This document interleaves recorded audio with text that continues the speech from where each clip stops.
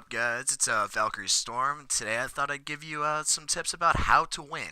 So, this is really going to make a difference. And if you watch it to the end, I guarantee that you will be a better Apex Legends player.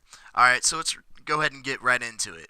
Alright, so the first thing I wanted to talk about was dropping. Dropping is key to a good game. With a bad drop, you are not going to do well in this game. Alright, so the first thing you can do is know where to drop and know when to drop, okay? Make sure when you're dropping, you choose somewhere that has enough loot for your whole team. Not just one person, okay?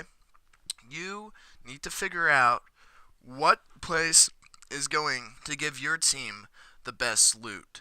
Alright, that's key. Whether that's Skull Town or Bridges or wherever else that you like to drop, make sure that has enough loot for everybody else. And then know how many people are dropping with you. Are you alone? Do you have 3 other squads with you? Are you just running and gunning and trying to find a gun as fast as you can to fight that gunfight and get those kills before they kill you? That is important to know before you even touch the ground. Alright?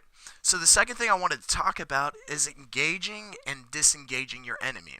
Okay, so a lot of times in a gunfight, you might have one squad member, you might have both, but the key here is to go, engage the enemy, shoot him a couple times, and when he starts to shoot you, disengage, come back around and re-engage him from a better angle. So if he's on higher ground, you need to get on that higher ground behind him or beside him where he's not going to expect you and get that kill. Alright? And then you have to know where to fight, what you're fighting. You have to examine and analyze that battleground that you are on currently. You have to see, alright, where can he hide? Where is he going to run next? What is he going to do? Is he going to shoot me here? Can I get behind him? Can I flank him? Can I jump over him with the Octane jump pad? There's a lot of different things that you can do, and you just have to analyze that battleground, that specific area that you are in to better benefit your gameplay, alright? And then sometimes your teammates will die and you are left solo. It is inevitable in a game, okay? You are going to be placed solo at some point, okay? And when you're solo, you want to make sure that the players are coming to you and you're not going to the players. You see what I'm saying there? Is you want to figure out how to get each player on that enemy squad one-on-one and attack them from the weakest side, and that is when they are alone. Don't try to take on 3 players at once. You will die. Or 2 players at once. You will die. You have to know where and when to attack and get them one-on-one. Okay? But there's a way to avoid this situation of being solo. It's terrible. Don't do it. Always revive your down teammates. Nothing makes me more angry than when someone will just leave the down teammate and then go and die because they didn't want to revive their teammate. This is key in Apex Legends. Apex Legends is a team game. You can only drop in 3s.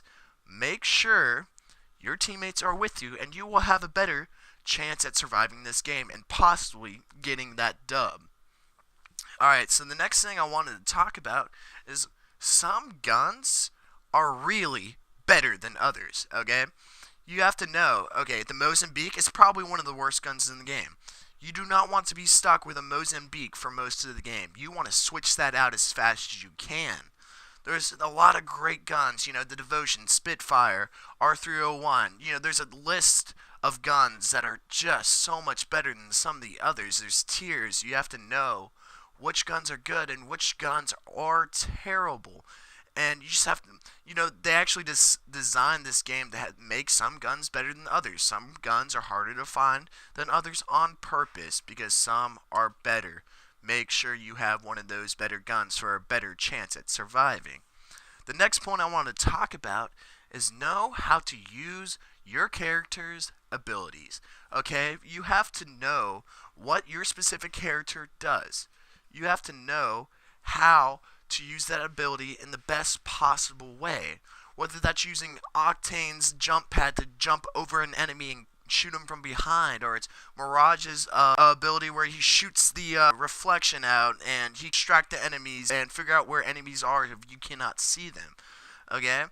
And or the Bangalore's smoke fog to get away from enemies or blind enemies when they're firing at you. Okay?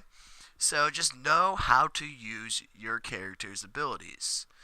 And if you're new to Apex Legends, you might not know Octane is a great character. I would say if you're trying to unlock a character, unlock Octane. He is great.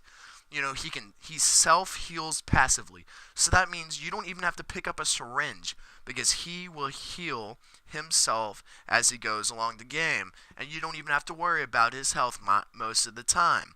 Okay? And then he has this jump pad. And the jump pad can be used in so many ways. If you get trapped and you just need to get away, jump pad. You know, if you need to do anything and get away from an enemy or get behind an enemy, use your jump pad. It is a great ability. And his third ability is a speed boost. It takes away like 10 health or something like that, but it makes you go so much faster. You don't know how many times I've gotten away from bad situations because I stabbed myself with a syringe and gotten away because Octane was just way faster than the other enemies. Okay, so that brings me to my next point. Make sure you go into a gunfight with enough health if you can help it, okay? So you need health to be able to do anything in this game because the chances are that squad that you are facing, they have full health and full shield right now, okay? So don't run into a fight because you're all gun happy. Make sure you heal, use a Phoenix kit, use a health pack, and get yourself ready to be in the best place to win that gunfight, okay? And the next tip that I can give you to take your gameplay to that next level is listen for enemies. You know, have your volume up on your TV, put on some gaming headphones, be able to listen for your enemy's footsteps, and that can give you that extra second jump on your enemies. If you can find them before they find you, you can have that jump on them and just lay those extra 2 shots you need to get that kill.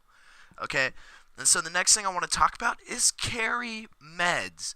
You need health packs, you need shields, a Phoenix kit. You need things to make sure that your character stays alive because you cannot win a gunfight if you die. Okay? So the next one I wanted to get to is get really good at more than one character. You don't know how many times I see people only playing with one character. You have to be good at multiple because what happens in the selection phase of the game, if someone chooses your favorite Bloodhound, okay, then you're screwed and you're playing with someone you have no idea how to use. You don't know how to use their abilities effectively, and that can benefit your whole team. So get really good at more than one character, okay? This is key. I suggest being good at least 3, okay? So be good at 3 characters just in case the first and second person choose your guy, okay? So my next point here is look for choke points, okay? A lot of parts of this map have choke points where if you see a gunfight coming or you know people have to run through a certain area, sit at those choke points and wait for them to run through. Okay, this is a great way to rack up kills and possibly even win the game. If you can sit at a choke point, you can make that happen. Okay? And next thing is stay on the high ground. You know, if you see enemies below you, they're going to have a lot harder of a time getting up to you than you are of shooting down at them. That is a way easier shot than shooting up, okay? So make sure you choose the high ground. Alright, the next thing is figure out your play style. Know how you play. Are you a flanker? Do you like to sit back and snipe? Do you like to run straight into the gunfight? Decide what your play style is and stick to it. It will benefit your play style so greatly. Okay, so the next point I wanted to get, flank your enemies. Catch your enemies by surprise. This is a great way to rack up those extra kills you need to have those good 12, 15 kill games. Catch your enemies by surprise. You know, Mirage and shoot your reflection somewhere else and run behind them, or jump pad over them, or put up a zip line and zip over them and shoot them from the back. It is way easier to kill someone from behind than it is to fight them face to face. Okay? And you see, my last point here is if you see two squads fighting, don't engage until one squad is dead and then finish off the already injured squad. You know how many times I've seen people, my teammates, going and engaging a squad that is already in a gunfight with another squad.